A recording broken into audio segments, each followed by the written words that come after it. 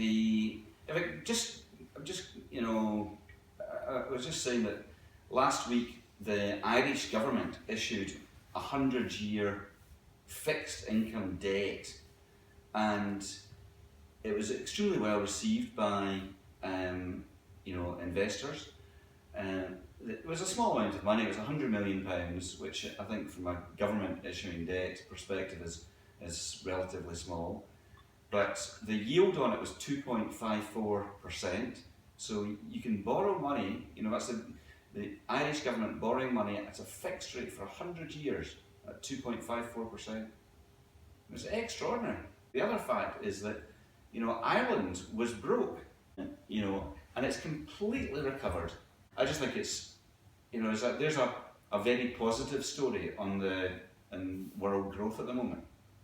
Took the hit rather than did the muddle through, which is what everybody else is doing, not deal with it. Whereas Ireland's, dealing with it, and it's repaying debt and getting on with it. I think the Bank of England are almost indicating that they don't think interest rates will be increased for another 3 years. And that makes a big impact on things like the liability of pension funds, because their liabilities increase because the discount rate's low. Whereas if you've got, as you say, if you buy some real estate, you've got some guaranteed uplifts, you're probably going to get a return of maybe 5 or 6. So I'll have that. Thanks very much.